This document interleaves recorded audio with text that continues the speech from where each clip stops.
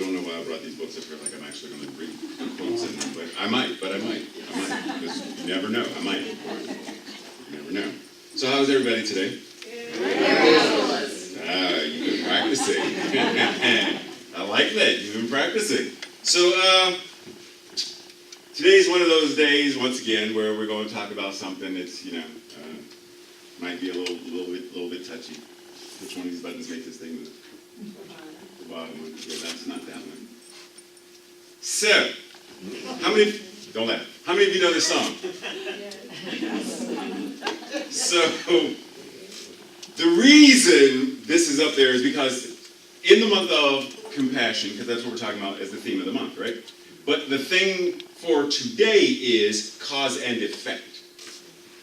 And what we know for our teaching, karma isn't all of the things that you have done bad in this life are going to follow you to the next one till you fix that stuff.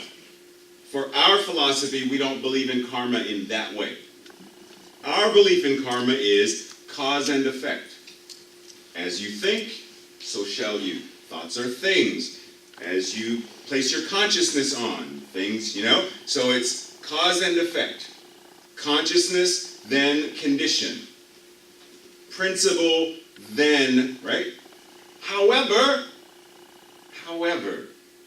there's a lot of stuff we don't really deal with that we end up with the effects that we say we don't want, but we're not changing what we need to change in order to change the effect. So check this out. So I started thinking about karma, and I don't know why. Maybe it's because I was born in the 60s, and in the 80s,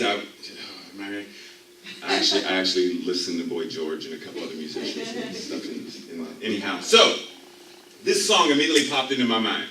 So being the nerd that I am, I decided I needed to research. Like, what is a karma chameleon? I don't know what that is. So let me go research and find out what Boy George had in mind, or Culture Club, what they had in mind when they came out with this song. And so I found, in an interview, Culture Club frontman Boy George explained, the song is about the terrible fear of alienation that people have.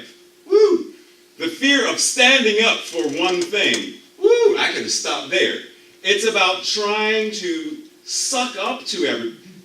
Do we do that? Do we try to fit in and suck up? Because basically, if you aren't true, if you don't act like you feel, then you get karma, justice. Basically, if you show up in any way that's fake, then doesn't the world respond to that fakeness?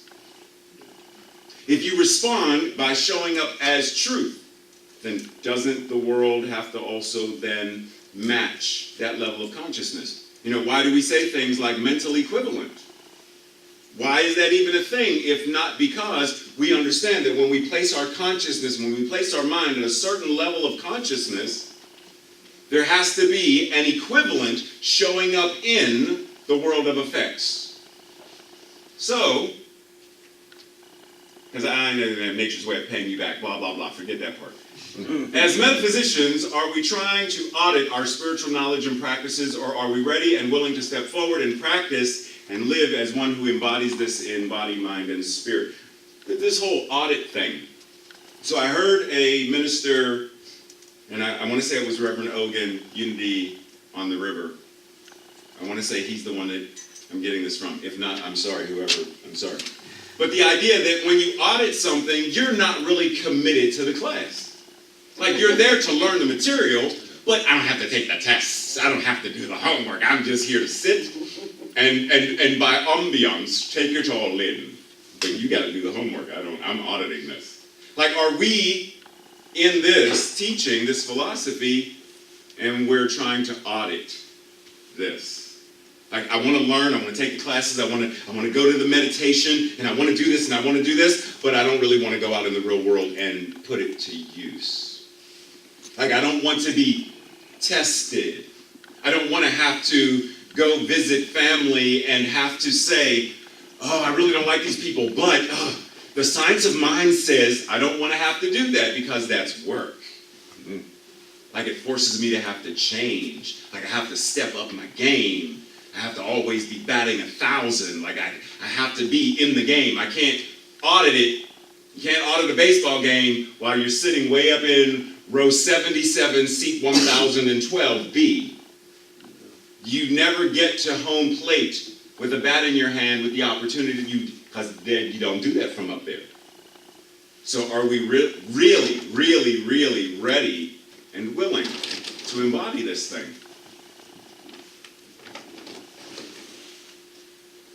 So, what do all of these things have in common? Anybody know? For those who can see them.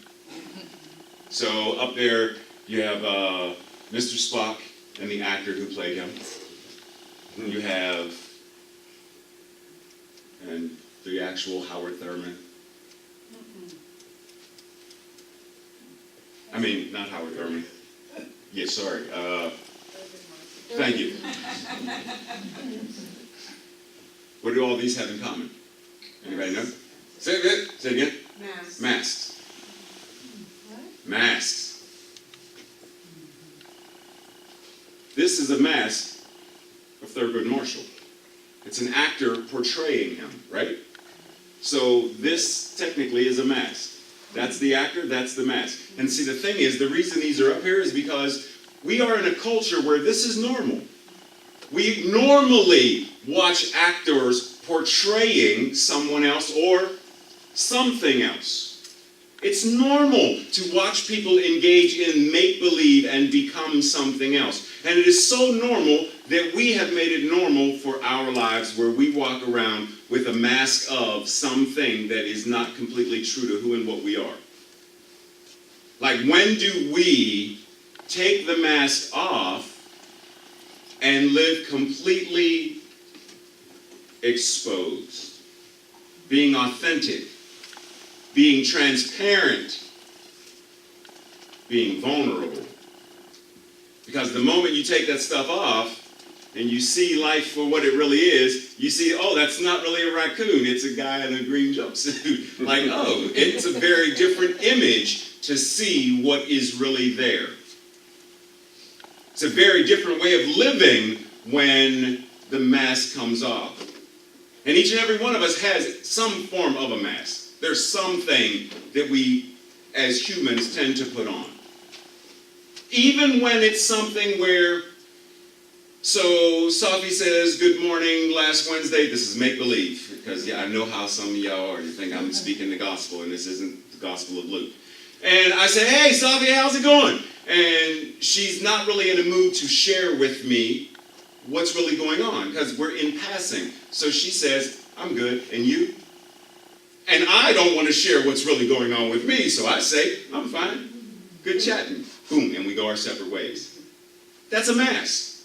Now, right or wrong, good or bad, effective or ineffective, it doesn't matter. The point is, we have to acknowledge that there are times when we cover up. We layer on. And the important thing about that is to remember is, you wear a mask for so long, you forget who you were beneath it. How many, if I were to ask you, and I'm not, think to yourself for a moment, how many times during an average day do you really, really, really remember that you're God? I mean, like, really are anchored in this knowingness that you are love in human form. How many times during the day? And the funny thing is, unless you really have a reason to, how many times during the day do you acknowledge yourself to be Sue? Or Harry? Or Ted? Or any of us? How many times during the day do you look in the mirror and say, oh, that's right, I forgot. Like, when do we forget? We don't call ourselves by these names, but we don't forget our names. Because we use them frequently. We sign our names on papers.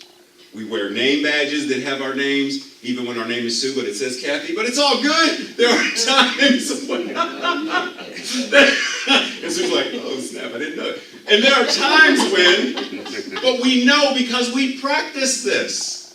When we were in school, our teachers were like, this is red, this is yellow, this is blue, your name is Ron. Like, oh, cool. And you learn how to write your name.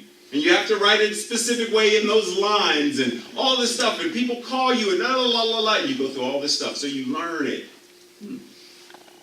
But how often do we really connect with other than the name, other than the gender, other than the ethnicity and the height and the weight and the past and the baggage and the trauma and all of that gone, what's left? And how often do we connect to that thing, that power and that presence that is, was, and will forever be who and what you are? Because see, the thing is, we talk about in this philosophy that we know that there is no death. At some point, the physical body is surrendered, released. But there is an individual soul that continues. According to Ernest Holmes, according to the We Believe statements. Because there are many of us who say, well, when I die, I go back into the oneness and I cease to be, and I'm just enveloped in it. It's like there's an ocean and you drop the water. You can't find the drop anymore, though it's just there. I got you. But what if what Holmes said is more accurate? What if there is an individual soul that is still in the one that goes on, that was there before this body, is now here in, through, and as this body, and once this is surrendered, it will still continue to exist? Because that which God is cannot die. Spirit cannot die. And it's all there is. So how often during the day do we take the mask of being temporal, temporary, finite beings, how often do we take that off and stare at the face of infinity? To connect with the heart of foreverness. To bow and say namaste, knowing that I am that which you are. We are one and the same. The I am, the infinite I, the one mind, the thing itself. God, source, spirit. It's all there is. How often do we take this off to be able to connect to that? Because if we're not, then we can only understand God to the degree that we are truly understanding ourselves. If I see myself as weak and flawed, and yet God is all there is, and it is showing up as me, then if I identify myself as being weak and flawed, then on some level I am saying that that which God is, that which Spirit is showing up as weak and flawed, which means I have now made God, in my own understanding of it, weak and flawed. Could that be why when a practitioner says they're going to do 1-minute miracles that many people don't show up? Because if my understanding is God is weak and flawed because I am weak and flawed, then clearly the practitioner must be weak and flawed, and therefore their prayer must be weak and flawed. So why would I ask someone to pray a weak and flawed prayer? I can do bad all by myself.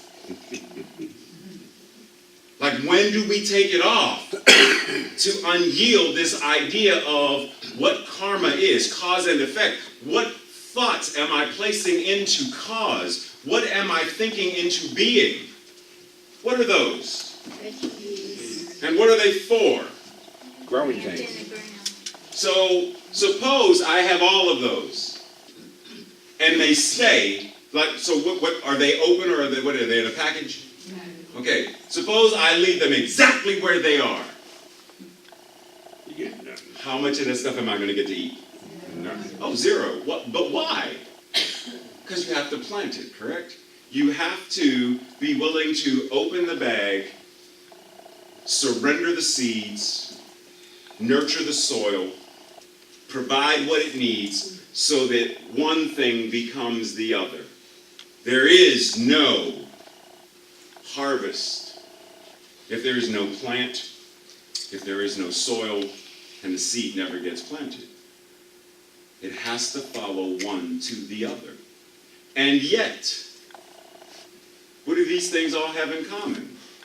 All of them are forms of seeds, consciousness, thought forms, and beliefs about. Because if I have that and I never plant it, what happens? Nothing. I grow nothing. If I have that and I never circulate it, meaning I never buy anything, what's the point in having this then? Why have seeds if you will not plant? Why have money if you will not circulate? Why have health and well-being if you are not going to live life fully? Why have a heart if not to give and share and enjoy love? If we are not planting in consciousness these things, then clearly we're going to have an effect that shows. You lock your heart, you're not planting love seeds. One of the things the Bible says is that person who, and I'm paraphrasing it, that person who wants to have friends must first be a friend. Show yourself to be that which you want to attract. Ooh. Be what you want to attract. You want a relationship? Then be the right and perfect partner. You want to be wealthy? Then start shifting the consciousness of wealth now. Want to be healthier? Start shifting the consciousness of what it means to be healthy now. Because plants don't grow and then we get the seed. The seed comes first. Right? Like it doesn't go, it doesn't start here and then go, yeah, man, like it doesn't work that way. There is no rewind button. It starts in consciousness. Thought, planted in law, becomes the effect. But we don't like that because that formula is far too easy to work. Change your thinking, change your life. Thanks, Louise, but clearly it can't be. No, it is. It is just that simple. But that's not easy. Because we have years of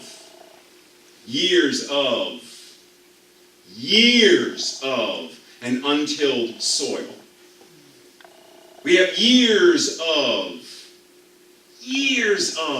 all kinds of plants and vines and stuff fighting over sunlight and soil and years of, but now we want to turn this into a garden.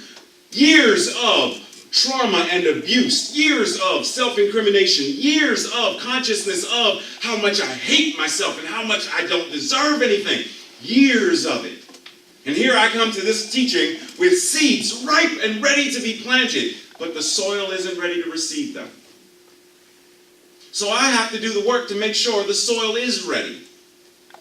So I got to get to work. What is the work? Okay, I got to read. This is a really big book.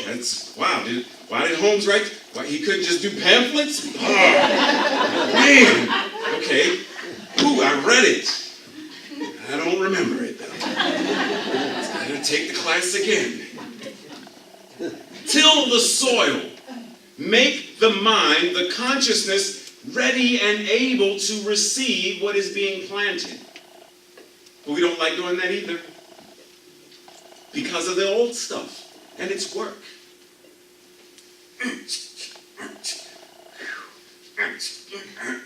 Felt like Marcel there for a moment. Anyway, this is work. But if we want what we claim we want, more health, more well-being, more love and joy and friendships, relationships that match our mental equivalent, people who don't stab me in the back, but help me cut the turkey if that's what we're eating. Like, that's what I want. I want not a job, but I want a career that is in alignment with my purpose. I want to be able to serve the world and show up in the world as a completely new being so that the world is transformed by my presence. Well, you got work to do then. And the thing is, it's not just a temporary. You don't just go out to the garden once, till the soil once, plant the seeds once, and go about your merry way. It's a yearly, we got to do this again? Plant, water, sun, do your thing. And then we got to go out there and cut it down too? Oh, man. And I got to wash it and cook it, and, oh, man, this is too much work. It's so much easier to just go to Panera. It's so much easier to go where I'm going to be spoon-fed. The food is fixed for me. I don't have to do it. I ain't got to do dishes. I can throw those away. I ain't got to cook nothing. I ain't got to clean nothing. It's easy sailing. Yeah, until you don't want to get in the car and go to Panera. Or you don't have Panera money right now. So what do? Sit in the house hungry. Daydreaming about eating Lent. That's what we're doing with our philosophy, though. We're daydreaming about how good life could be without actually getting in it and doing the work. So there's this guy. See, I actually did pick up the book. This guy, Unity Minister Eric Butterworth, in one of his books called Celebrate Yourself, he says, truth should disturb you, challenge you deeply. It should ignite sparks within you, set fires under you, stir up your enthusiasm. It should lead you to release your inner power by which you can become a more creative and successful person. See, we expect truth to be easy, though. Know the truth, and the truth will set you free. But as they say, but first it'll piss you off. Right? Knowing the truth means taking the mask off and getting to see the you that is beneath the mask. And sometimes what comes with that is, but Ray, I'm 60 now. I've been living a life for 60, 65, 70, 75, 80, 85, 90, 95, 104 years. I've been living a life for 104 years. What's the point?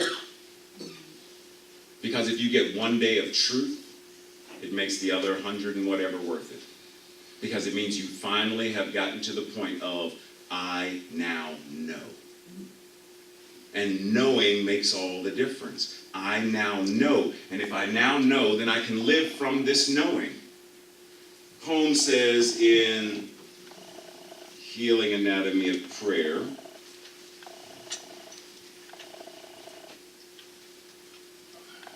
let's see, where is it at? Where do I want to start?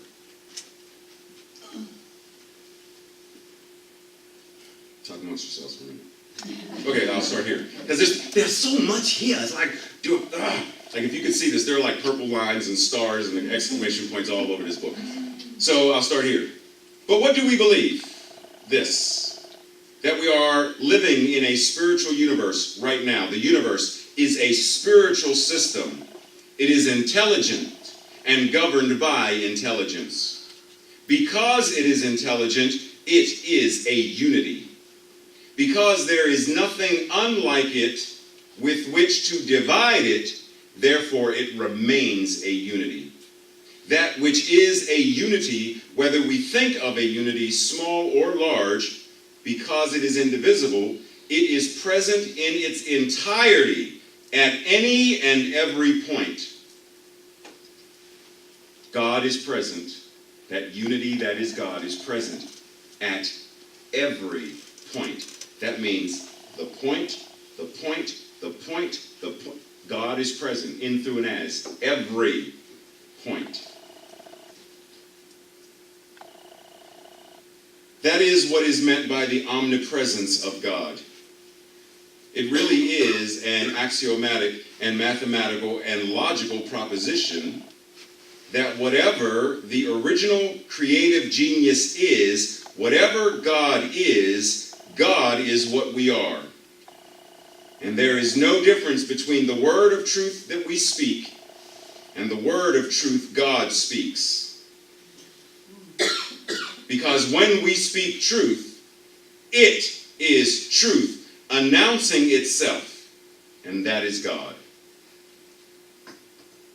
But how many of us speak curses over our lives?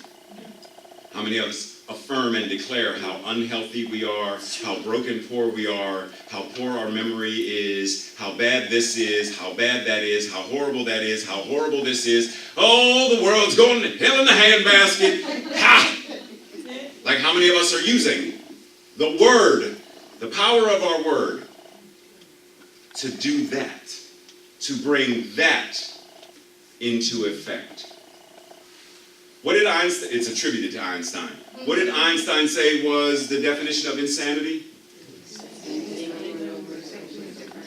Doing the same thing over and over again, thinking the same thing over and over again, dating the same person over and over again, going to the same over and over and over and over and over and over and over and over and over and over again, and yet you're thinking somehow you're going to get something different. Really?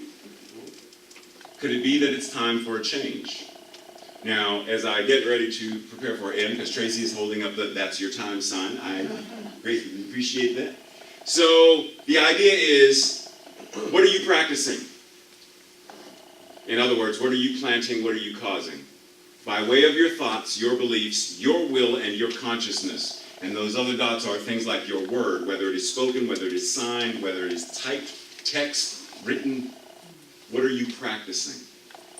And this very interesting thing is, so when I started studying Aikido and martial arts or whatever, there's this idea that a lot of people think martial arts is about fighting, and martial arts is about, and it's really not, at least not these styles.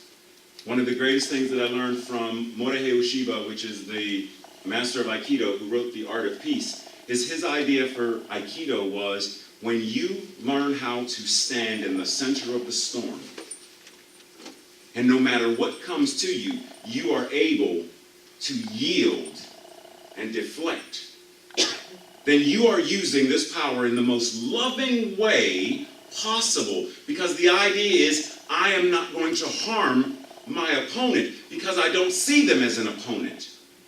I see them as someone who doesn't understand how they are using their force, and so I am going to redirect it and send them away with love. Or I'm going to introduce them to concrete with love. And I say that specifically that way because, once again, Pai Chang Caine, Master Po, David Carradine in the 70s television show Kung Fu. There is a phrase, a line that is spoken where this is summed up, where they say, perceive the way of nature and no force of man can harm you. Do not meet a wave head on. Avoid it. You do not have to stop force. It is easier to redirect it. Learn more ways to preserve rather than destroy. Avoid rather than check. Check rather than hurt.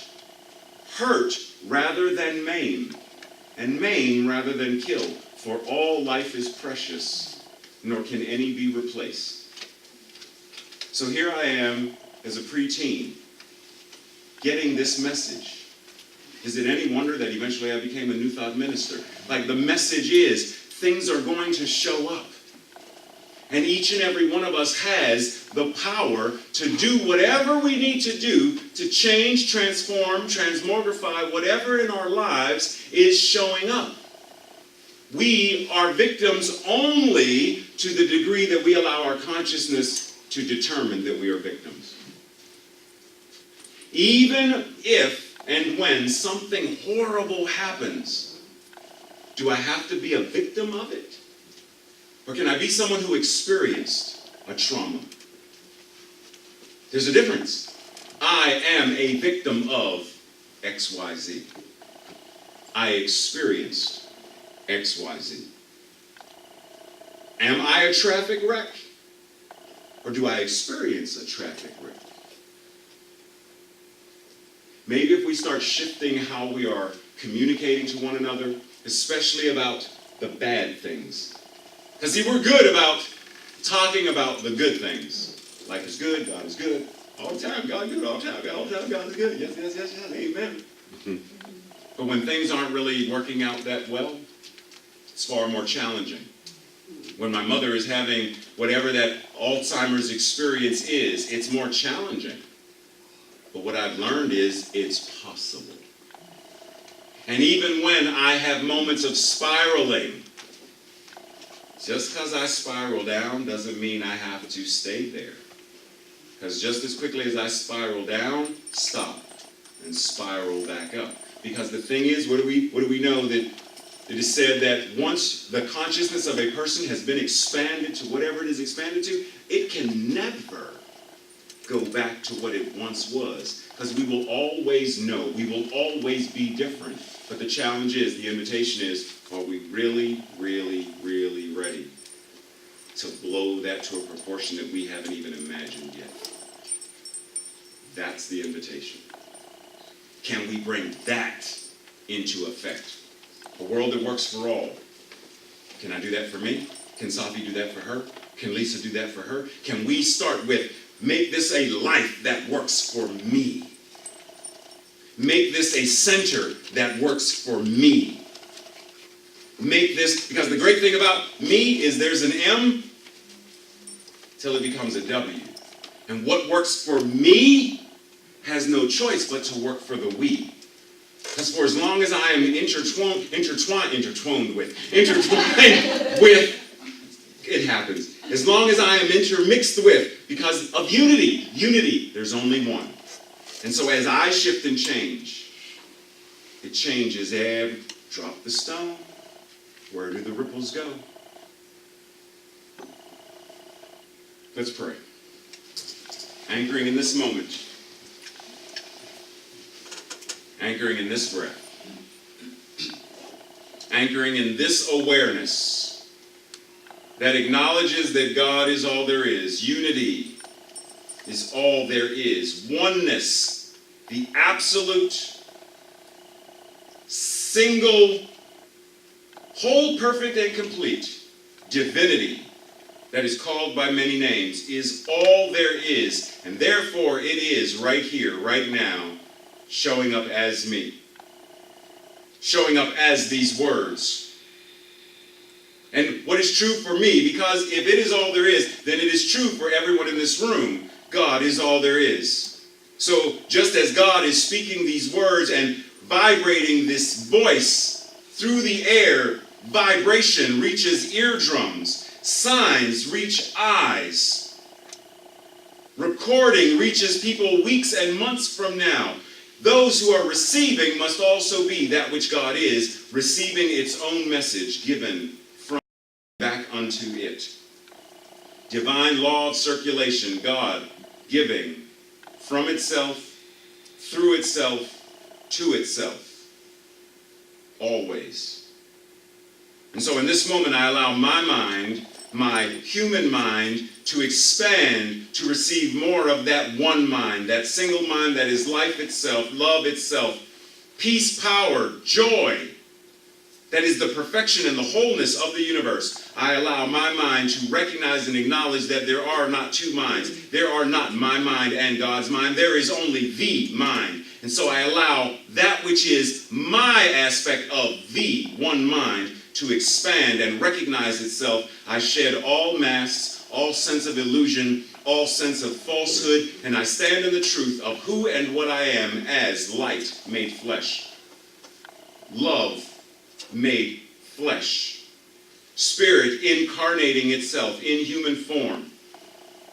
And what is true for me is true for all of God in every area that God is showing up. Therefore, everyone in this room, everyone who did not make it today but is celebrating Mother's Day wherever they are, on the beach, on the plane, wherever they are, God is all there is. And God knows that it's God. And so in this moment, all blinders removed. All drama and trauma and sense of separation removed, so that we may walk and talk and live knowing who and what we are. Moving forward in this moment, I know and I surrender this knowing that it is already so in the mind of God. That in this moment, a new effect is being birthed, because in this moment, a new cause comes into form. A new cause, a new seed is planted in the soil, a seed of health and well-being, a seed of love and joy and collaboration and friendship and community, a seed of wealth and prosperity, a seed of oneness and recognition of this. And what is planted in the law must grow according to law.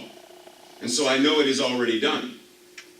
It is already existing in the mind of God, So I surrender, I step back, I declare, and I allow that which is to grow, that which is growing, that which is to demonstrate, and that which is demonstrating to show itself as the universe conspires for its own good, right here and right now, in, through, and as every one of us. And so together to declare this, together to affirm it, together to command that we acknowledge and recognize this, together we say, and so it is. Amen.